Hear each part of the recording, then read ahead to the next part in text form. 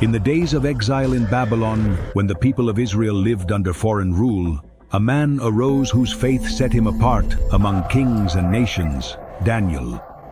From a young age he was taken captive, but his wisdom, integrity, and faithfulness to God elevated him to the most powerful thrones of his time. Amid intrigue, unjust decrees, and threats of death, his life became a testimony that the Most High rules over the kingdoms of men. In the 3rd year of the reign of Jehoiakim, king of Judah, Nebuchadnezzar, king of Babylon, besieged Jerusalem and delivered it into his hands. The treasures from the house of God were taken to the temple of the Babylonian gods, and along with them, young men of royal lineage and of the princes were deported. Among those captives were 4 young men, Daniel, Hananiah, Mishael, and Daniel, and Azariah. They were young men without defect, good-looking, wise, and knowledgeable. The king ordered that they be instructed in the language and culture of the Chaldeans for 3 years, and that they eat from the royal table. At the end of that time, they would be ready to serve in the palace. But Daniel resolved in his heart not to defile himself with the king's food and wine. With courage, he asked the chief of the eunuchs for permission not to defile himself. God granted him favor and goodwill before that man, even though he feared the king's wrath. I beg you to test your servants for 10 days. Give us vegetables to eat and water to drink. Then compare our appearance with that of the young men who eat the king's food, and deal with your servants according to what you see. The chief agreed. 10 days later, Daniel and his friends looked healthier and better nourished than all the other young men. From then on, they were given vegetables and water. God blessed their faithfulness.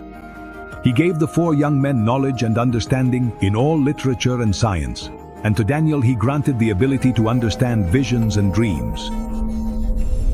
When the young men were presented to Nebuchadnezzar, none among all the wise men of Babylon was found to be like Daniel, Hananiah, Mishael, and Azariah. In every matter of wisdom and understanding, the king found them 10 times better than all the magicians and astrologers in his kingdom. Thus began Daniel's life in Babylon, far from his homeland, surrounded by idols and pagan luxuries, yet faithful to his God. In the 2nd year of his reign, Nebuchadnezzar had a dream that deeply troubled him. His spirit was restless and he could not sleep. Bring in the magicians, astrologers, and wise men of the kingdom, so that they could reveal the dream and its interpretation to him. The king demanded harshly, "Tell me the dream and its interpretation. If you do not, you will be torn to pieces and your houses will be turned into ruins. But if you declare it, you will receive honor and reward." The wise men answered, "Let the king tell his servants the dream, and we will show the interpretation." The matter has slipped my mind. If you do not show me the dream, there is only one decree for you: death. The Chaldeans insisted that no man could fulfill such a request. Only the gods could do it, and they do not dwell among men. Then the king, enraged, decreed the death of all the wise men of Babylon. The order also reached Daniel and his companions. Then Daniel spoke prudently to Captain Arioch, who was in charge of executing the wise men. I beg you to grant me some time, and I will reveal the interpretation to the king.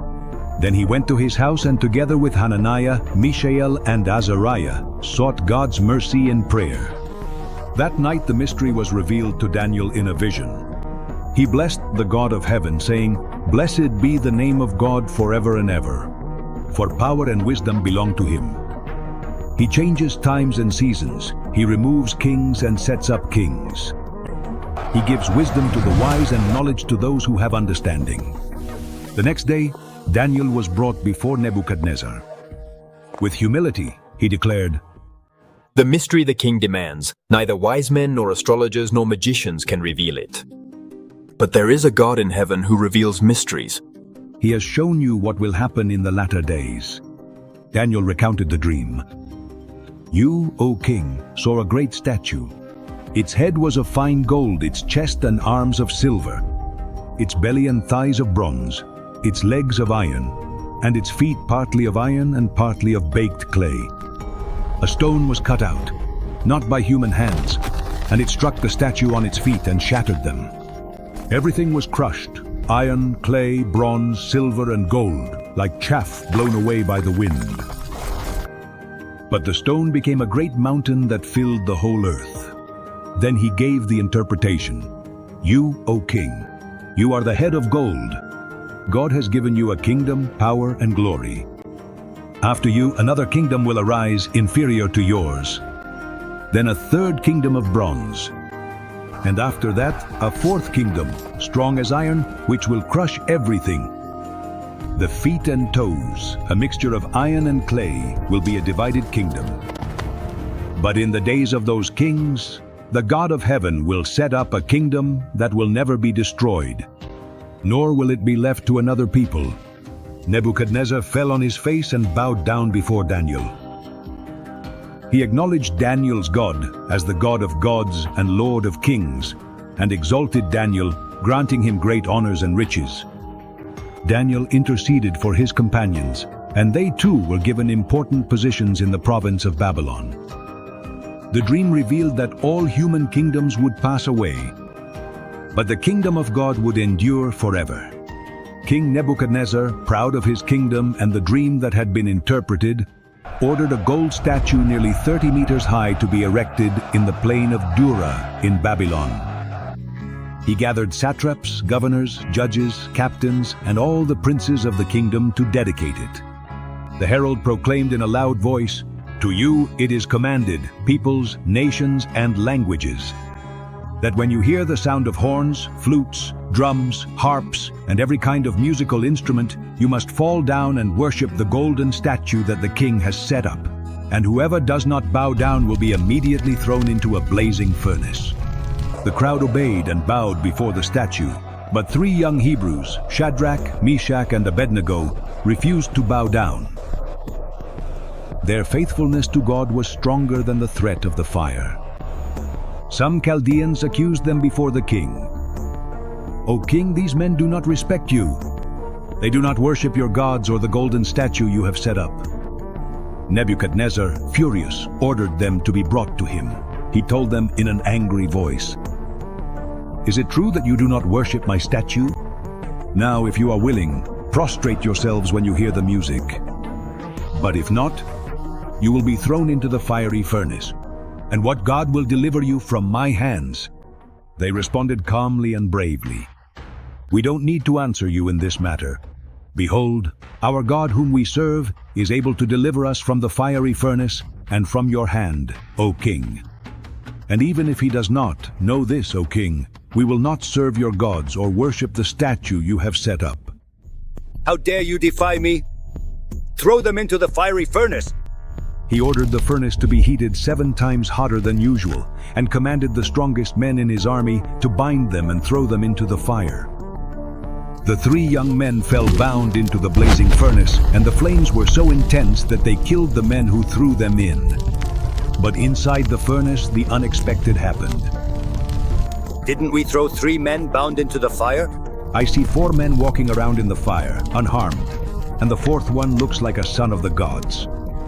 Nebuchadnezzar approached the door of the furnace and shouted, "Saint Betach and Abednego, servants of the Most High God, come out and come." They came out, and the satraps and governors saw that the fire had had no power over their bodies. Not a single hair on their heads had been singed, nor had their clothes been scorched. Not even the smell of fire was on them. Then the king proclaimed, "Blessed be the God of Shadrach, Meshach, and Abednego, who sent his angel and delivered his servants who trusted in him. There is no God who can deliver like this one." The king promoted the 3 young men in the province of Babylon. Their faithfulness ignited an eternal testimony. Better to die in the fire than to bow before idols. Nebuchadnezzar sent out an edict to all the peoples and languages under his kingdom. "It pleases me to declare the signs and wonders that the Most High God has done for me." The story of Shadrach, Meshach, and Abednego shows us that true faith is not measured when everything is easy, but when the price of faithfulness seems too high. They could have bowed down like everyone else and saved their lives, but they understood that giving even a moment of worship to an idol meant losing eternity with the true God. Their courage reveals a mature faith, one that does not depend on whether God delivers us, but firmly declares, "Even if he does not, I will remain faithful." And it is there, in the midst of the fire, where God manifested himself, showing that the flames that destroy others have no power over those who trust in him. The lesson is eternal. The true miracle was not only that they came out unharmed, but that their faithfulness ignited a testimony that even transformed the king.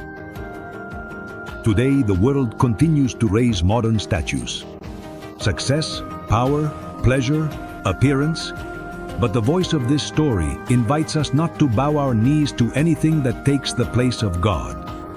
Because in the end, it's better to be with him in the fire than far from him in any fleeting comfort.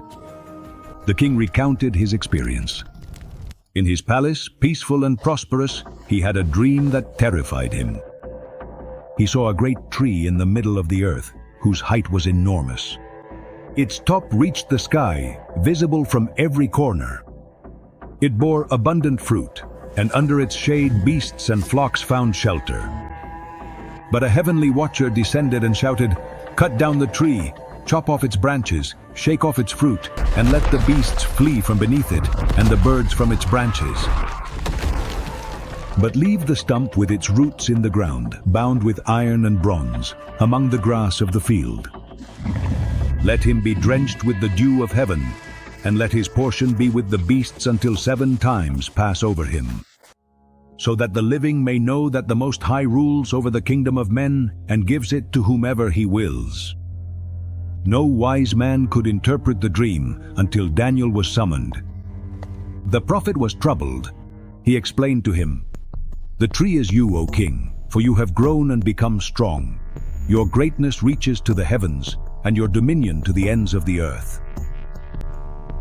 But the decree of the Most High is that you will be driven from among men, and your dwelling will be with the beasts of the field.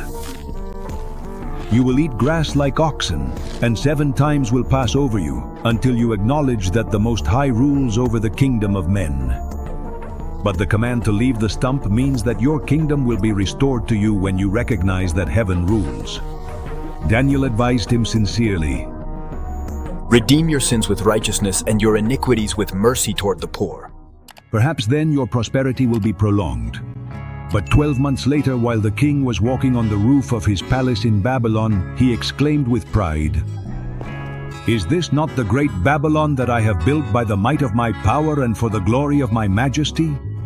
The words were still on his lips when a voice from heaven said to him, "To you it is declared, King Nebuchadnezzar, the kingdom has been taken away from you, and you will be driven away from among men, and your dwelling will be with the beasts of the field. You will eat grass like oxen, and 7 times will pass over you until you acknowledge that the Most High has given you life. He has dominion." At that very moment the sentence was fulfilled. The king was driven away from among men, his body was drenched with dew, his hair grew like eagle's feathers, and his nails like those of birds.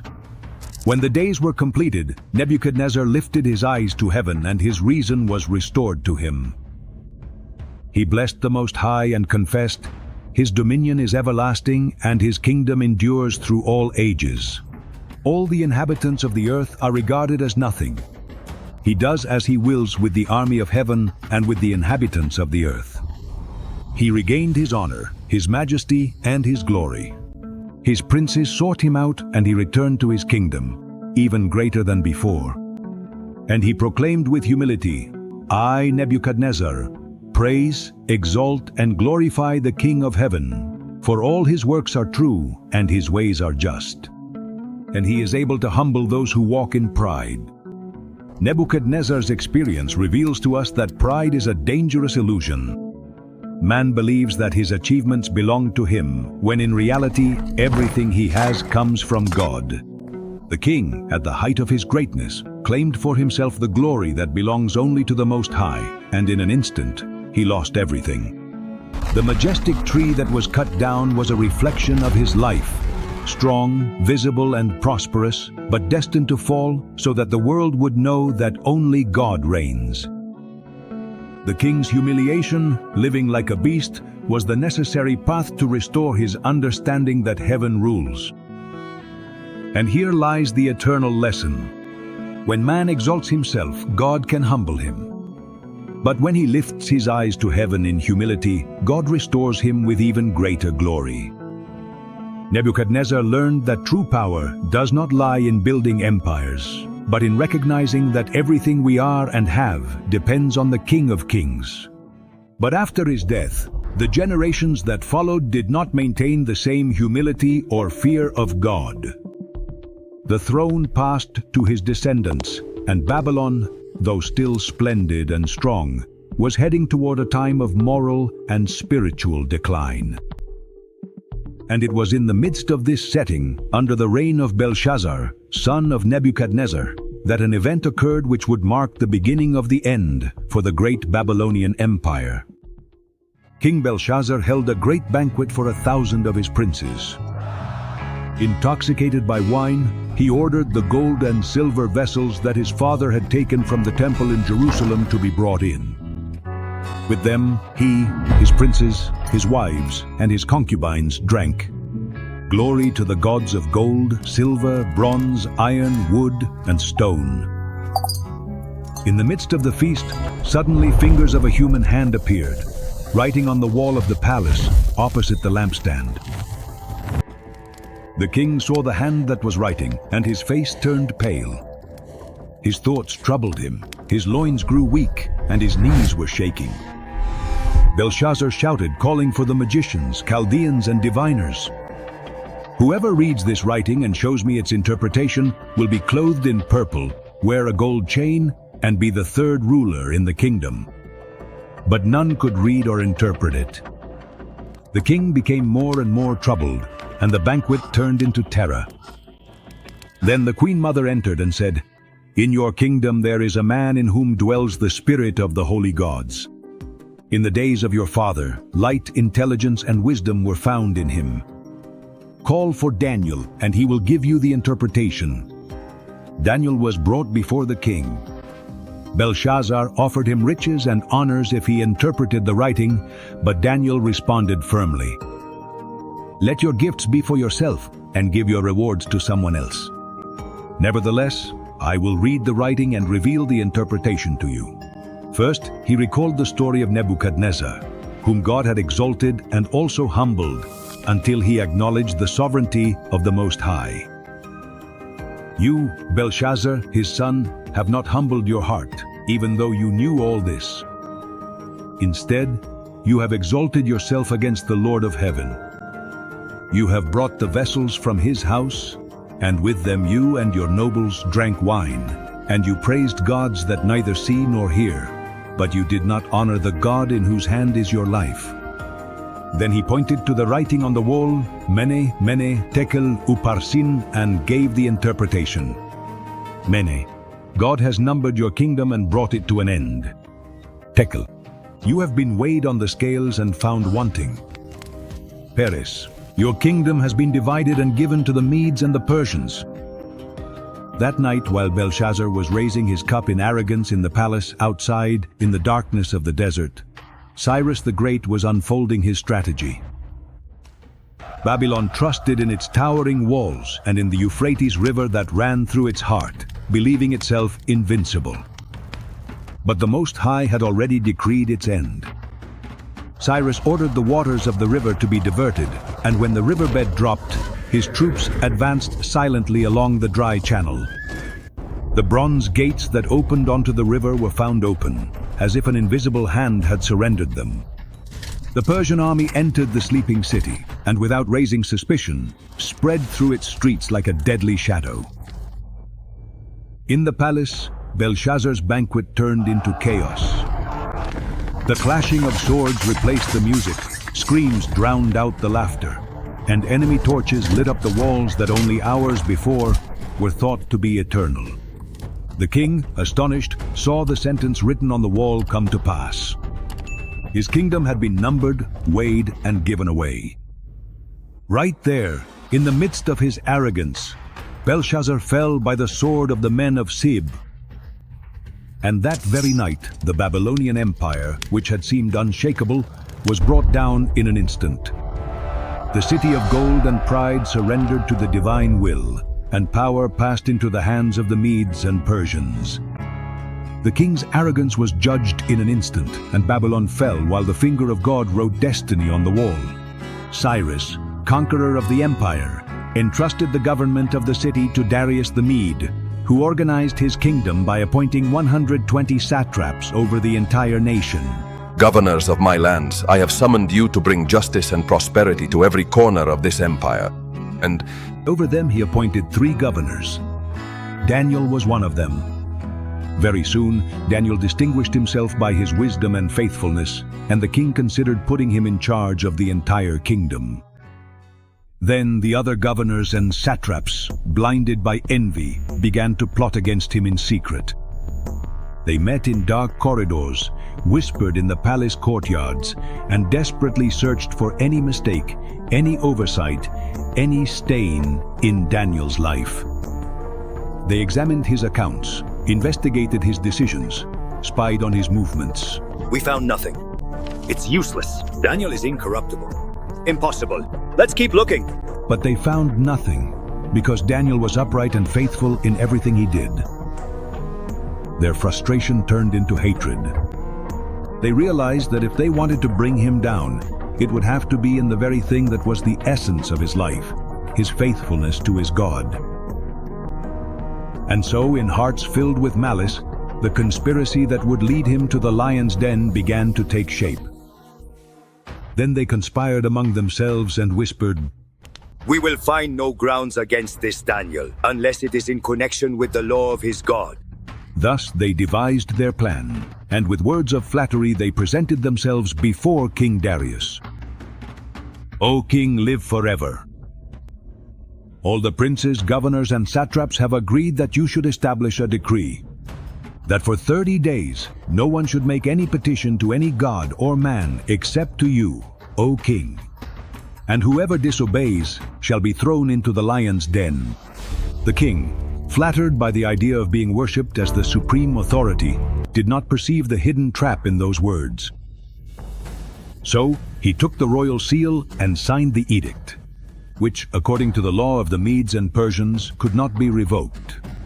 When Daniel learned that the decree had been signed, he did not hide nor look for excuses. He went into his house, opened his windows facing Jerusalem, and, as always, knelt down 3 times a day. He raised his voice in prayer, gave thanks to his God, and remained steadfast in the faithfulness that had distinguished him. In the midst of an empire that sought to extinguish his faith, Daniel chose to stand firm, even if it meant falling into the lion's den. Then those men lurking in secret went up to Daniel's house. They watched him through the open windows, and there they saw him kneeling, praying, and giving thanks to his God. We found him at last. Now they'll pay. They immediately hurried to the palace and appeared before the king with feigned concern. "O king, didn't you issue an edict stating that anyone who asked anything of any god or man except you within 30 days would be thrown into the lion's den?" The king replied, "Certainly, according to the law of the Medes and Persians, which cannot be revoked. We come before you with regret, for we have discovered a grave offense. Daniel, your servant, has defied your edict. 3 times a day he prays to his God." Upon hearing this, King Darius was deeply distressed. He immediately understood the trap that had been set for his most faithful governor. All day he sought a way to save Daniel. "Your Majesty, we have found Daniel disobeying your orders. It's a shame, but the law is clear. He must be thrown into the lion's den." But the pressure from the satraps was relentless. "Know, O king, that the law of the Medes and Persians cannot be changed." The conspiracy was complete, and Daniel's fate was sealed. Then the king, though with pain in his heart, ordered that Daniel be brought. The satraps watched with satisfaction as the gods led him to the place of judgment. The lion's den opened like a dark mouth, from which roars emerged that shook the air. "Why have you done this, Daniel? Now I must throw you into the lion's den. May the God you serve save you." The guards lowered Daniel down with ropes, and his silhouette gradually disappeared into the darkness of the den. The echo of the roars shook the walls, and the smell of the beasts mingled with the dust on the ground. The lions, sensing movement, grew agitated with fury. Their eyes shone like torches in the gloom. Their claws scratched at the earth and their mouths opened, revealing fangs as sharp as swords. When his feet touched the ground, Daniel did not scream, did not run, nor did he seek refuge in a corner. Calmly, he knelt down, as if he were in the most sacred chamber of the temple. He lifted his gaze toward the top of the den and prayed to the God who had never abandoned him. Then the impossible happened. "Into your hands I commend my spirit." In the midst of the gloom, a gentle light shone, and an angel of the Most High appeared. With an invisible authority, he extended his hand, and suddenly the roaring ceased. The lions, who moments before had seemed thirsty for blood, retreated like meek lambs. Their mouths were shut, the fury faded from their eyes, and they lay down around Daniel without touching him, as if they were heavenly guardians at his service. That night, Darius could not sleep. He did not eat. He did not allow any music to comfort him. His spirit was anguished, waiting for the dawn. But in the pit, Daniel rested in peace, surrounded by beasts that no longer had any power over him.